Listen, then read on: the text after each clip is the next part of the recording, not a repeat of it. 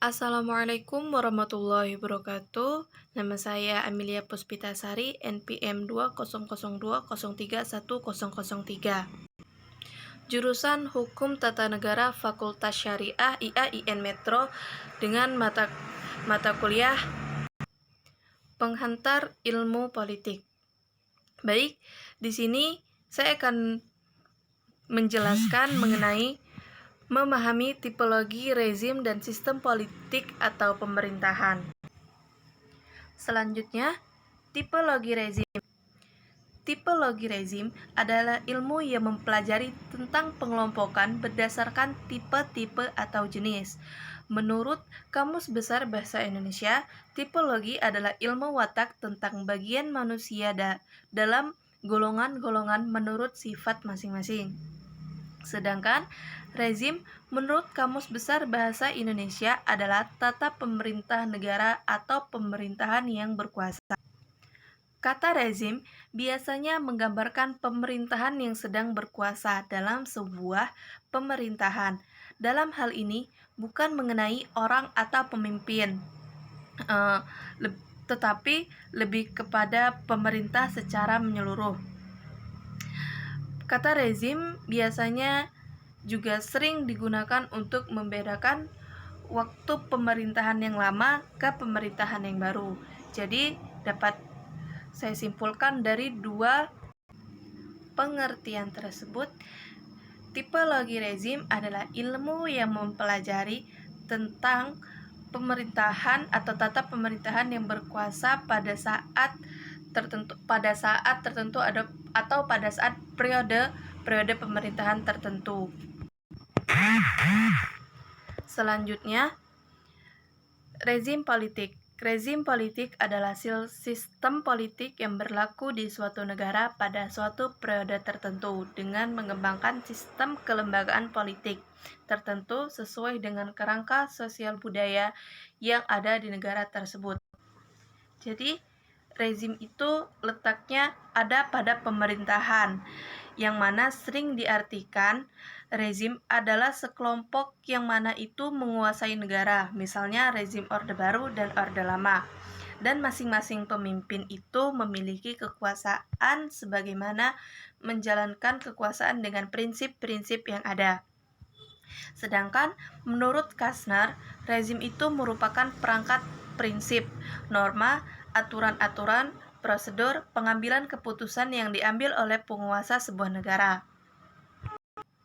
Studi Sosiologi Politik dari Maurice Defogger mencoba mengklasifikasikan rezim menjadi 3. Yang pertama, klasifikasi purba, klasifikasi hukum pada masa sekarang, dan yang 3 atau yang terakhir, klasifikasi sosiologi modern. Kemudian, sistem politik. Sistem politik adalah subsistem dari sistem politik. Adapun beberapa pendapat menurut para ahli tentang sistem politik. Yang pertama, seperti Dr. Andes Abdul Qadir yang mengemukakan sistem politik ialah suatu sistem yang sah, sistem yang menjaga disiplin, ataupun sistem yang mengubah dalam suatu masyarakat. Sedangkan Gabriel Almond mengemukakan sistem politik adalah sistem interaksi yang terdapat pada sebuah masyarakat merdeka yang menjalankan fungsi-fungsi interaksi dan adaptasi melalui penerapan atau ancaman penerapan daya paksa bersifat sah. Pada dasarnya, sistem politik merupakan serangkai struktur dan proses yang saling berkaitan yang menjalankan alokasi nilai-nilai kekuasaan secara sah atau otoritatif. Kemudian, ciri umum sistem politik. Menurut David Ethos, terdapat 4 ciri-ciri umum sistem politik. Yang pertama, adanya unit yang membentuk sistem-sistem tersebut serta batas dan juga pengaruhnya. Yang kedua, terdapat input dan output tercermin dari adanya keputusan-keputusan yang dibuat output dan proses pembuatan keputusan atau input proses. Ketiga, adanya berbagai jenis dan tingkatan diferensiasi dalam sistem. Dan yang keempat ataupun yang terakhir, ada integrasi yang mencerminkan tingkat efisiensinya. Selanjutnya, macam-macam sistem politik. Secara umum, terdapat dua macam sistem politik. Yang pertama, demokrasi dan kediktator. Demokrasi adalah bentuk pemerintahan yang diorganisasikan berdasarkan prinsip-prinsip kedaulatan rakyat bersama politik konsultasi kepada rakyat dan pemerintahan yang mayoritas. Demokrasi ialah terdapat kewajiban rakyat untuk mengikuti pemerintah.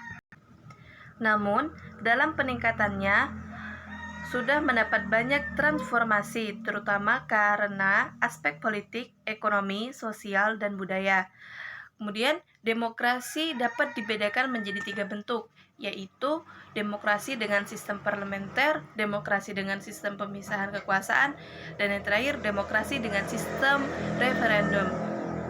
Lalu, kediktatoran ialah suatu bagian pemerintah di mana otoritas mulia untuk berkuasa akan diduduki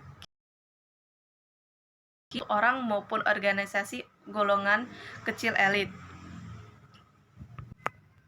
Adapun jenis-jenis sistem politik yaitu seperti sistem politik liberalisme, sistem politik fasisme, sistem politik komunisme, sistem politik monarki, sistem politik totalitarisme, sistem politik oligarki, dan sistem politik demokrasi.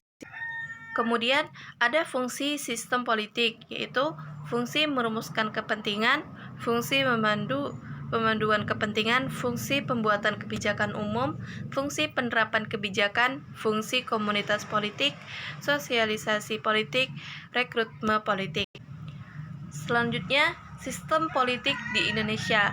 Sistem politik di Indonesia adalah sebuah sistem politik yang berlaku di Indonesia. Sistem politik di Indonesia terbagi menjadi 3 lembaga, yaitu eksekutif, legislatif, dan yudikatif.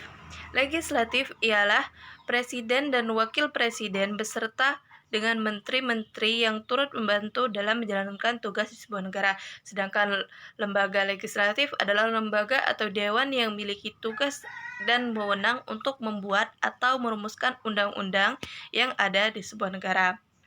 Lalu, yudikatif ialah lembaga pemegang kekuasaan hakim.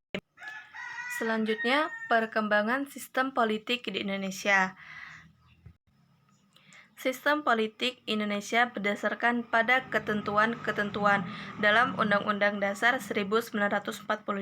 Sistem politik Indonesia mengalami banyak perubahan setelah adanya amandemen terhadap Undang-Undang Dasar 1945. Di sini kita akan membandingkan sistem politik Indonesia sebelum dan setelah amandemen Undang-Undang Dasar 1945.